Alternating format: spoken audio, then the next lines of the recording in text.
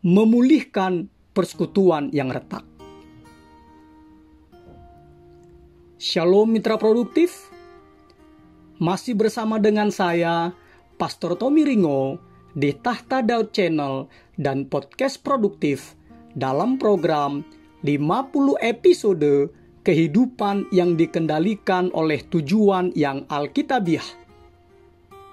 Untuk apa kita ada di dunia ini?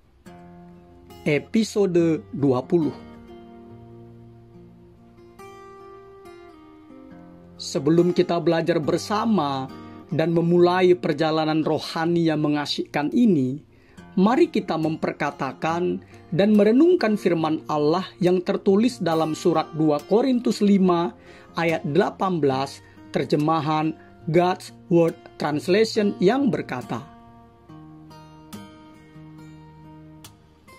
Allah telah memulihkan hubungan kita dengannya melalui Kristus, dan Allah memberikan kepada kita pelayanan untuk memulihkan hubungan.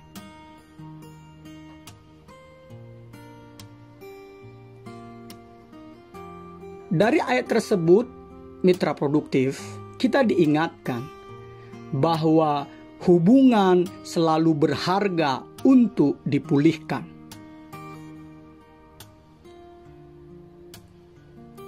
Karena inti kehidupan adalah belajar bagaimana mengasihi, maka Allah menghendaki kita agar menghargai hubungan dan berusaha memeliharanya daripada membuangnya bila terjadi keretakan, sakit hati, atau konflik. Alkitab bahkan mengatakan bahwa Allah telah memberikan kita pelayanan untuk memulihkan hubungan, seperti yang kita baca tadi, 2 Korintus 5 ayat 18. Karena alasan inilah sebagian besar Alkitab Perjanjian Baru ditulis untuk mengajar kita bagaimana cara bergaul yang baik dengan satu sama lain. Kemampuan kita bergaul dengan orang lain adalah tanda kedewasaan rohani, seperti yang tertulis dalam surat Roma 15 ayat 5-7. Semoga Allah yang adalah sumber ketekunan dan penghiburan, mengaruniakan kerukunan kepada kamu, sesuai dengan kehendak Kristus Yesus, sehingga dengan satu hati dan satu suara, kamu memuliakan Allah dan Bapa Tuhan kita, Yesus Kristus.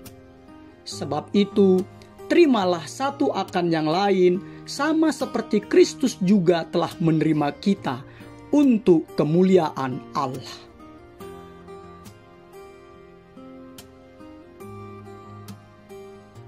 Karena Kristus ingin keluarganya dikenal melalui kasih terhadap satu sama lain, maka persekutuan yang retak adalah kesaksian yang memalukan bagi orang-orang yang belum percaya.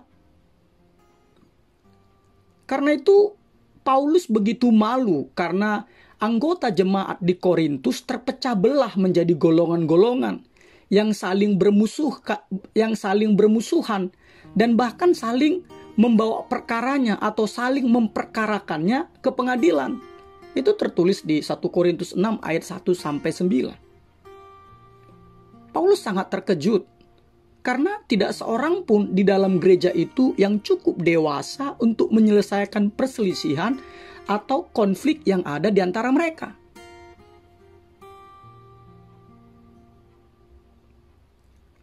Mitra produktif, jika Anda menginginkan berkat Allah dalam kehidupan Anda dan Anda ingin dikenal sebagai anak Allah, maka Anda harus belajar untuk menjadi pembawa damai. Yesus berkata dalam Injil Matius 5 ayat 9, berbahagialah orang yang membawa damai, karena mereka akan disebut anak-anak Allah.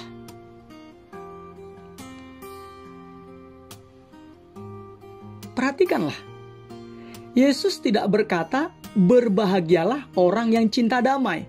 Ya, karena semua orang cinta damai. Yesus juga tidak berkata, "Berbahagialah orang yang hidup dengan damai," yaitu yang tidak pernah terganggu oleh apapun. Yesus tidak berkata seperti itu. Yesus justru berkata seperti ini, "Berbahagialah orang yang membawa damai." Ini berarti Anda secara aktif berusaha menyelesaikan konflik, bukan sekedar cinta damai. Pembawa damai tidak banyak, karena membawa damai adalah pekerjaan yang sulit dan memerlukan kerja keras yang ekstra.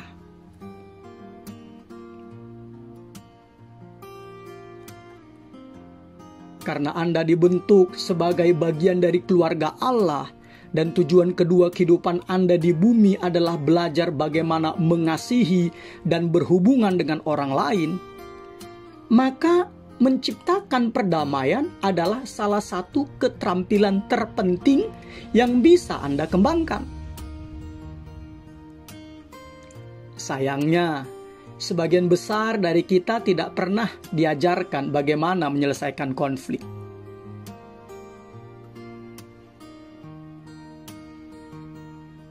Mitra produktif,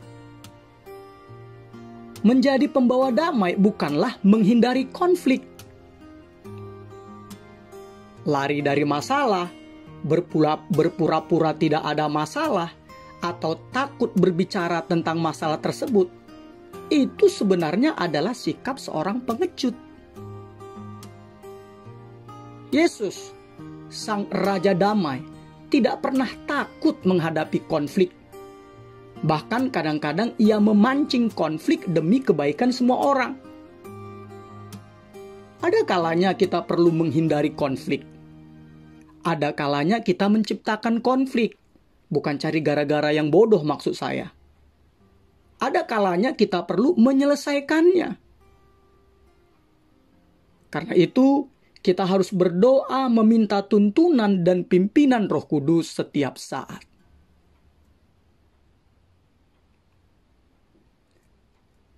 Menjadi pembawa damai juga bukan berarti memenuhi semua tuntutan orang lain.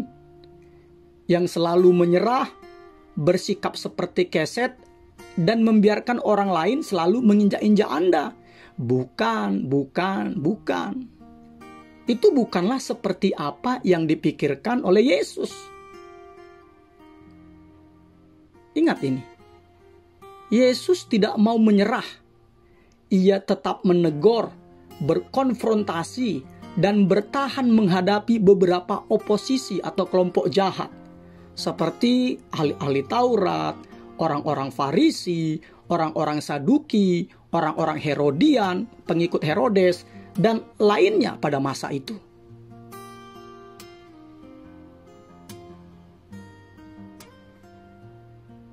Mitra produktif, sebagai orang-orang yang dipercayakan oleh Allah suatu pelayanan untuk memulihkan hubungan, berikut ini 7 langkah Alkitabiah untuk memulihkan persekutuan yang retak. Pertama, berbicaralah kepada Allah sebelum berbicara kepada orang yang bersangkutan. Bicarakanlah masalah tersebut dengan Allah. Jika Anda mau mendoakan masalah tersebut lebih dahulu dan bukan menggosipkannya dengan seorang teman, apalagi demi mencari pembenaran diri serta mencari dukungan, maka Anda akan menemukan bahwa Allah mengubah hati Anda atau Allah mengubah hati orang lain tersebut tanpa bantuan Anda. Semua hubungan Anda akan berjalan lebih baik jika Anda mau mendoakannya terlebih dahulu.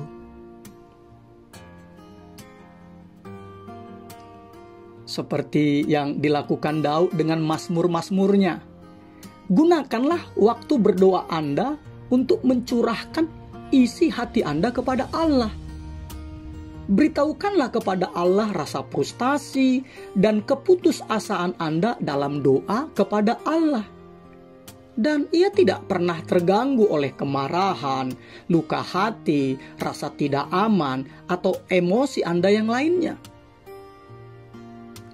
Ceritakanlah secara persis apa yang Anda rasakan. Sadarlah, sebagian besar konflik bersumber dari kebutuhan-kebutuhan yang tak terpenuhi.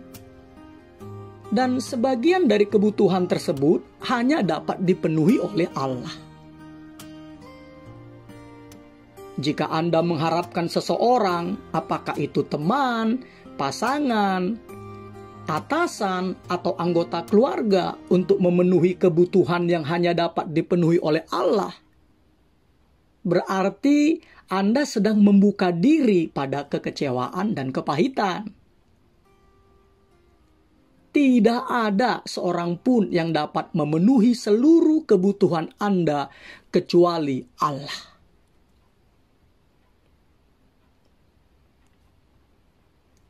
Kedua, selalu mengambil inisiatif.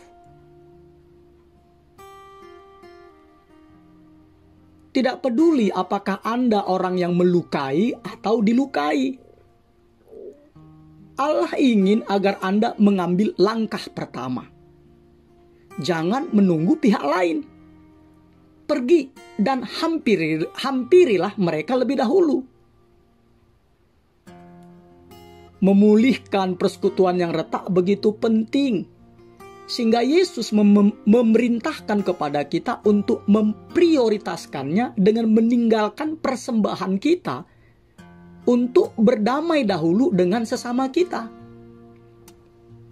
Seperti yang Yesus katakan dalam Injil Matius 5 ayat 23 sampai 24.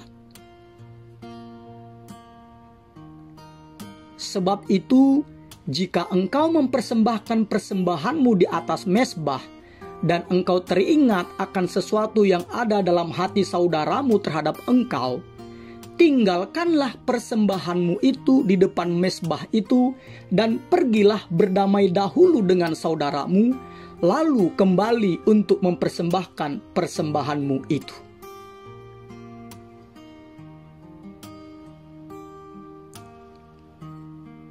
Ketika persekutuan menjadi tegang atau retak, rencanakanlah segera pertemuan damai, rekonsiliasi. Jangan menundanya atau membuat dalih atau membuat janji. Aku akan menyelesaikannya suatu hari nanti. Jangan. Langsung lakukan. Jangan menundanya.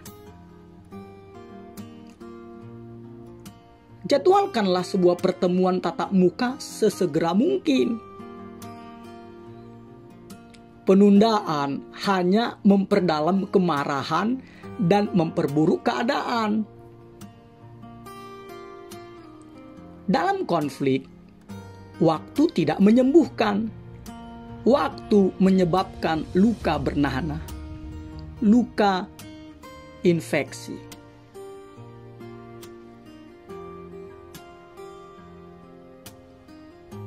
Bertindak cepat juga mengurangi kerusakan rohani bagi Anda.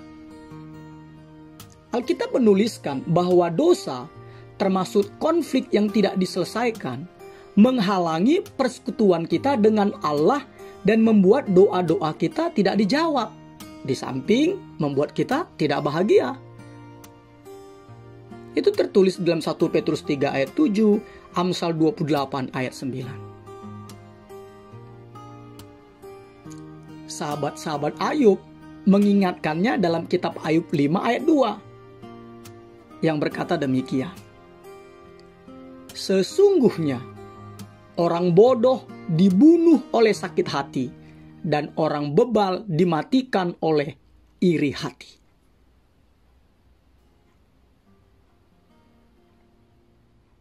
Mitra produktif, waktu terbaik untuk melaksanakan rekonsiliasi atau pertemuan damai adalah ketika kedua belah pihak sedang tidak lelah, tidak tergesa-gesa, dan tidak ada urusan lain yang bisa mengganggu acara tersebut.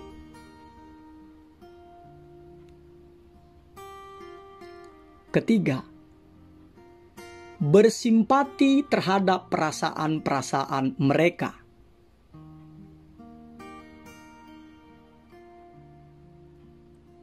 Gunakanlah telinga Anda lebih banyak daripada mulut Anda. Sekali lagi saya katakan ya, gunakanlah telinga Anda lebih banyak daripada mulut Anda. Sebelum mencoba menyelesaikan perselisihan, Anda harus mendengarkan perasaan-perasaan orang tersebut terlebih dahulu. Seperti yang tertulis dalam surat Filipi 2 ayat 4 yang berkata demikian. Dan janganlah tiap-tiap orang hanya memperhatikan kepentingannya sendiri, tetapi kepentingan orang lain juga. Kata memperhatikan dalam ayat ini berasal dari kata Yunani skopeo atau skopos. Akar kata dari teleskop dan mikroskop. Ini berarti apa? Ini berarti memperhatikan dengan teliti. Pusatkan perhatian Anda pada perasaan-perasaannya, bukan pada fakta. Mulailah dengan sikap simpati, bukan solusi.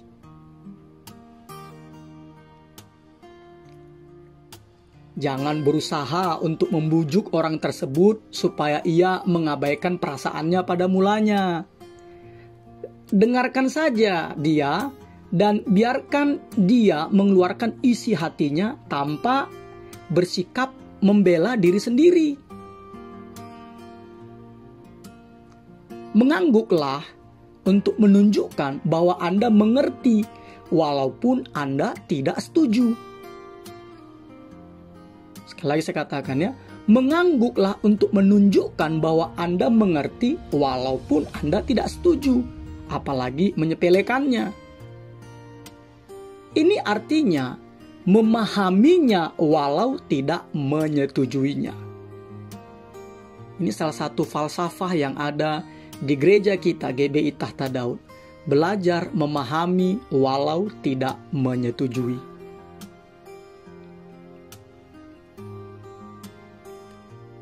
Perasaan tidaklah selalu benar atau masuk akal.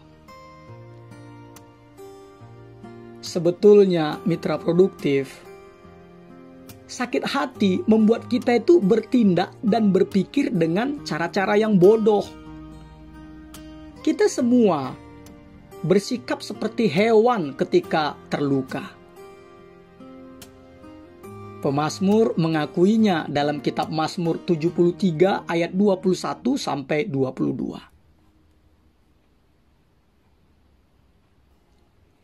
Ketika hatiku merasa pahit dan buah pinggangku menusuk-nusuk rasanya, aku dungu dan tidak mengerti, seperti hewan aku di dekatmu.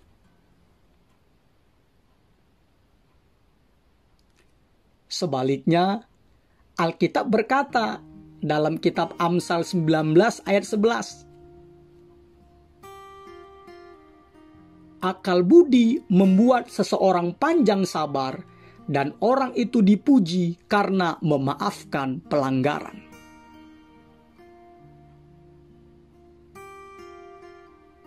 Mitra produktif, kesabaran itu datang dari hikmat. Dan hikmat datang dari mendengarkan pandangan orang lain. Sekali lagi saya katakan ya, kesabaran datang dari hikmat. Dan hikmat datang dari mendengarkan pandangan orang lain.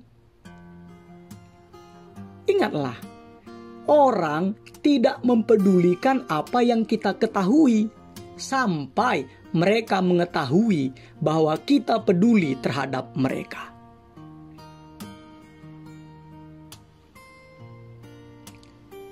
Untuk memulihkan persekutuan, seperti yang tertulis dalam Roma 15 ayat 2, setiap orang di antara kita harus mencari kesenangan sesama kita demi kebaikannya untuk membangunnya.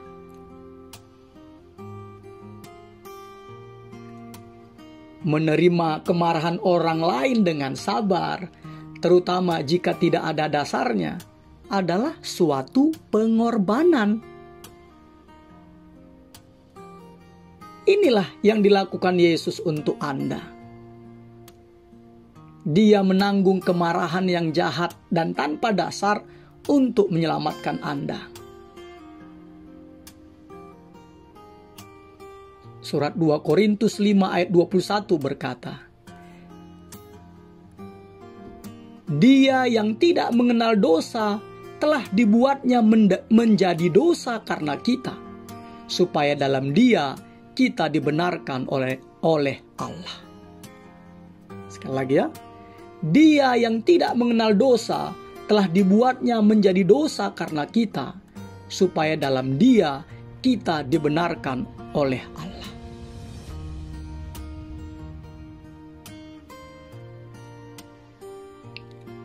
Keempat, akuilah peranan Anda dalam konflik tersebut.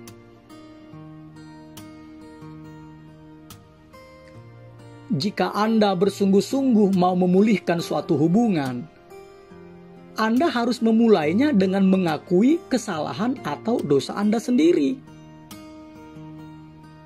Yesus berkata, itulah cara terbaik untuk melihat berbagai hal dengan lebih jelas, seperti yang tertulis dalam Injil Matius 7 ayat 5. Keluarkanlah dahulu balok dari matamu, maka engkau akan melihat dengan jelas untuk mengeluarkan selumbar itu dari mata saudaramu.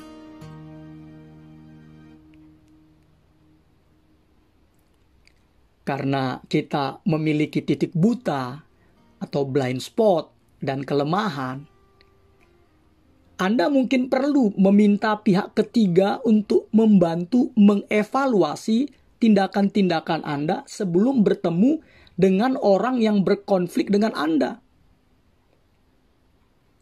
Juga mintalah kepada Allah untuk menunjukkan kepada Anda seberapa banyak masalah yang menjadi kesalahan Anda, yang disebabkan oleh kesalahan Anda. Bertanyalah, apakah aku yang menjadi masalah? Apakah aku bersikap tidak realistis, tidak peka, atau terlalu sensitif? Surat 1 Yohanes 1 ayat 8 berkata, jika kita berkata bahwa kita tidak berdosa, maka kita menipu diri kita sendiri dan kebenaran tidak ada di dalam kita. Pengakuan adalah alat yang penuh kuasa untuk rekonsiliasi. Seringkali cara kita menangani sebuah konflik malah menimbulkan luka yang lebih besar daripada masalah awalnya. Namun, jika Anda mulai dengan rendah hati mengakui kesalahan-kesalahan Anda, hal itu akan meredakan kemarahan pihak lain itu dan membatalkan serangan-serangannya karena ia tadinya mungkin mengira Anda akan membela diri. Jangan membuat alasan atau mengalihkan tanggung jawab. Dengan jujur, akui saja setiap peran yang Anda mainkan dalam konflik tersebut. Terimalah tanggung jawab atas kesalahan-kesalahan Anda dan minta maaflah kepadanya.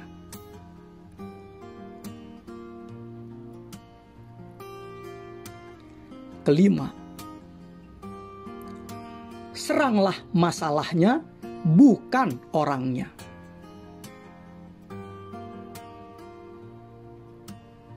Anda tidak mungkin menyelesaikan masalah jika Anda sibuk mencari siapa yang bertanggung jawab, siapa yang benar, siapa yang salah. Anda tidak mungkin menyelesaikan masalah tersebut. Anda juga tidak akan pernah bisa menjelaskan maksud Anda jika Anda sedang marah. Karena itu, pilihlah kata-kata Anda dengan bijak. Jawaban yang lemah lembut selalu lebih baik daripada yang kasar. Seperti yang tertulis dalam kitab Amsal 15 ayat 1. Jawaban yang lemah lembut meredakan kegeraman, tetapi perkataan yang pedas membangkitkan marah.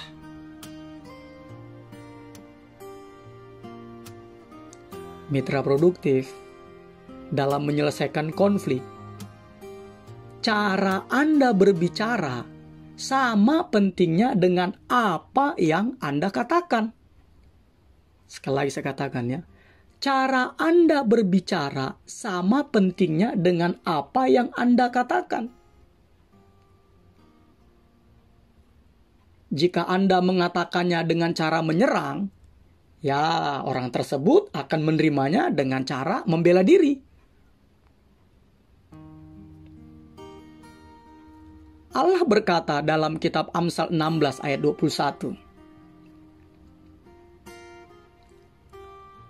Orang yang bijak hati disebut berpengertian, dan berbicara manis lebih dapat meyakinkan. Jadi, omelan atau makian tidak pernah berhasil. Anda tidak pernah dapat meyakinkan bila Anda berbicara kasar.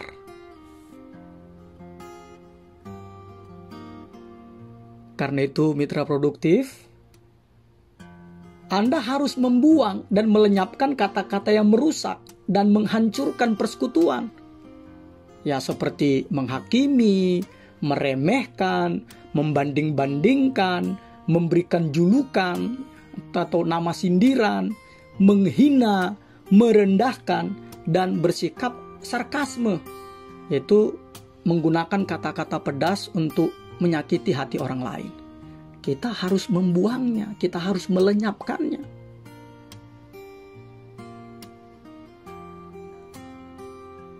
Paulus merangkumnya seperti yang tertulis dalam surat Efesus 4 ayat 29. Janganlah ada perkataan kotor keluar dari mulutmu, tetapi pakailah perkataan yang baik untuk membangun, di mana perlu, supaya mereka yang mendengarnya beroleh kasih karunia.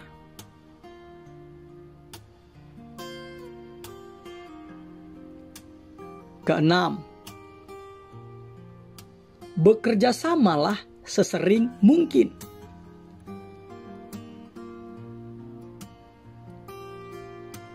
Surat Roma 12 ayat 18 berkata, sedapat-dapatnya, kalau hal itu bergantung padamu, hiduplah dalam perdamaian dengan semua orang.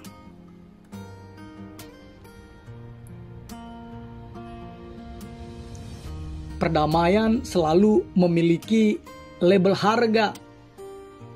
Kadang harganya adalah sebesar kesombongan dan keegoisan kita. Jadi, demi persekutuan, berusahalah sekuat mungkin untuk berkompromi, menyesuaikan diri dengan orang lain, dan menunjukkan perhatian pada apa yang mereka butuhkan. Roma 12 ayat 10, Filipi 2 ayat 2-4.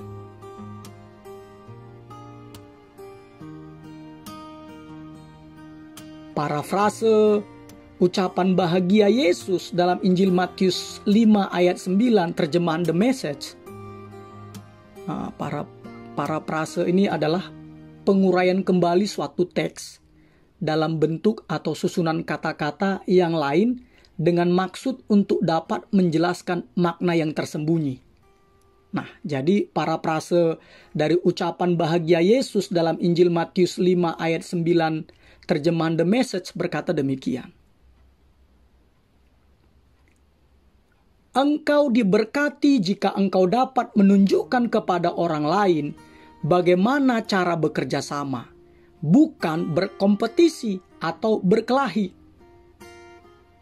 Saat itulah engkau menemukan siapa dirimu dan tempatmu sebenarnya dalam keluarga Allah.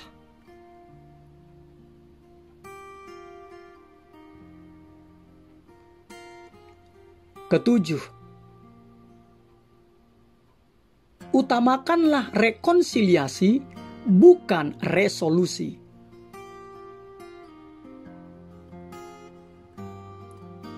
Adalah tidak realistis jika Anda mengharapkan semua orang untuk setuju tentang setiap hal. Tidak realistis itu. Rekonsiliasi berfokus pada hubungan. Sekali lagi ya. Rekonsiliasi berfokus pada hubungan, sementara resolusi berfokus pada masalah. Jika kita berfokus pada rekonsiliasi, maka masalah itu akan kehilangan arti dan seringkali menjadi tidak relevan.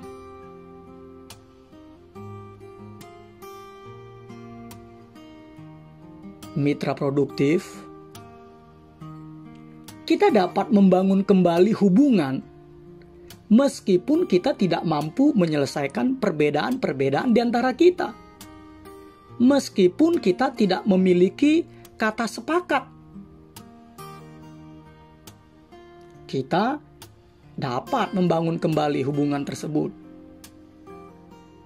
Kenapa? Ya, karena berbeda pendapat adalah hal yang wajar dan lumrah, bukan KLB, kejadian luar biasa. Jadi, kita bisa berbeda pendapat tanpa marah-marah, tanpa terpecah belah. Ingat, berlian yang sama tampak berbeda dari sudut pandang yang berbeda. Dan lagi, Allah menghendaki kesatuan, bukan keseragaman. Dan kita dapat berjalan bergandengan tangan tanpa sepakat dalam semua hal.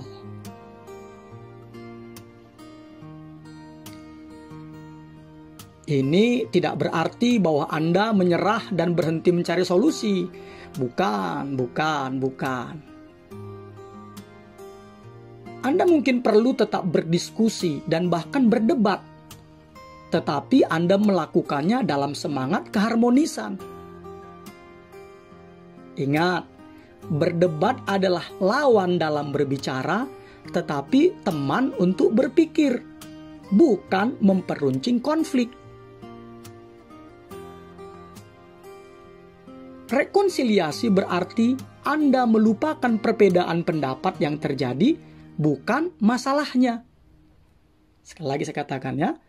Rekonsiliasi berarti Anda melupakan perbedaan pendapat yang terjadi, bukan masalahnya. Jadi mitra produktif, siapa yang perlu Anda hubungi sebagai hasil mendengarkan kebenaran ini? Dengan siapa Anda perlu memulihkan persekutuan? Jangan menundanya. Berhentilah sekarang dan berbicaralah kepada Allah tentang orang tersebut. Kemudian angkatlah telepon dan mulailah lakukan prosesnya. Jangan ditunda-tunda.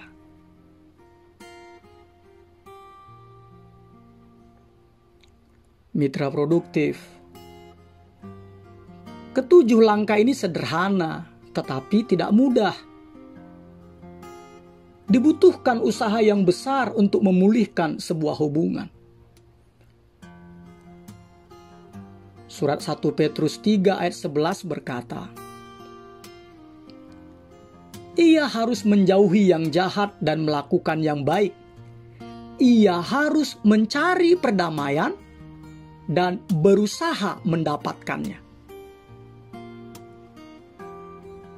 Ketika Anda mengusahakan perdamaian, Anda sedang melakukan apa yang telah Allah lakukan.